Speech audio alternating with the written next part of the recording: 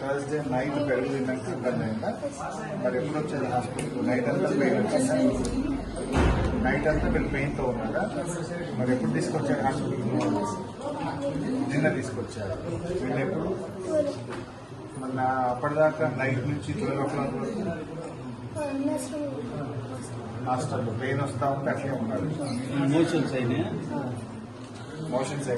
ఎన్నిసార్లు అయినాయి? 6-7 times. ఎంతమంది స్టూడెంట్స్కి అయినాయి? सूखा खाने नहीं खा सकते। अच्छा नहीं रहा। इसके पहले अच्छा था? कितने दिन से कब से अच्छा? लाइफ में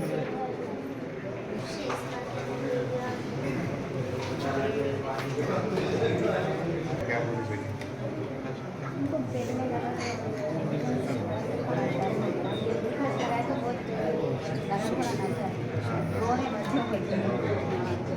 नहीं, अच्छा हो जाएगा, एक दिन में अच्छा हो जाएगा, आप घर जा सकते। ఈ రోజు వరకు హైదరాబాద్ లో ఆసుపత్రుల్లో పిల్లలు మంచాల మీద ఉంటే ఒక్క మంత్రి గాని ముఖ్యమంత్రి గాని వచ్చి పరామర్శించాల్సిన బాధ్యత లేదా?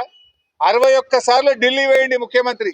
61 సార్లు ఢిల్లీ పోవడానికి టైం ఉంటుంది, నువ్వు పోయి ఫుట్బాల్ ఆడడానికి నీకు టైం ఉంటుంది, కానీ ఈ పిల్లల్ని పరామర్శించడానికి, ఈ పిల్లలకు ఏం జరిగిందో తెలుసుకోవడానికి రేవంత్ రెడ్డి నీకు టైం లేదా అని నేను అడుగుతా ఉన్నా.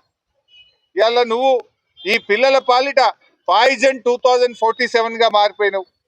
పిల్లల పాలిట పాయిజన్ 2047 గా మారిపోయినావు. మాటల్లో గతంలో కూడా పోయిన సంవత్సరం కూడా ఇట్లే ఫుడ్ పాయిజన్ అయింది.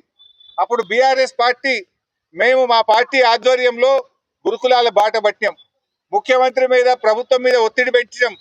అప్పుడు రేవంత్ రెడ్డి అప్పుడు మెల్లగా లేచిండు, కుంభకర్ణుడు నిద్ర లేచినట్టు లేచి అప్పుడు ఏమన్నాడు, లేలే ఇక ఇప్పటి నుంచి అంత గ్రీన్ ఛానల్ పైసలు ఇస్తా, కలెక్టర్లు అడిషనల్ కలెక్టర్లు రోజు హాస్టళ్లలో పోయి పంటరు, ఇక ఎక్కడ జరగది, జరిగితే తోలు తీస్తా అని మాట్లాడిండు. మరి మళ్ళీ ఎందుకు జరుగుతున్నది? నీ గ్రీన్ ఛానల్ ఏమైపోయింది? ఎందుకు మళ్ళీ రోజు ఫుడ్ పాయిజన్ జరుగుతున్నది? ఇప్పుడు టోల్ తీయాల్సింది నీదా అధికారులదా? నువ్వే విద్యాశాఖ మంత్రివి, నువ్వే ముఖ్యమంత్రివి, అట్టర్ ఫ్లాప్ అయిపోయినావు నువ్వు.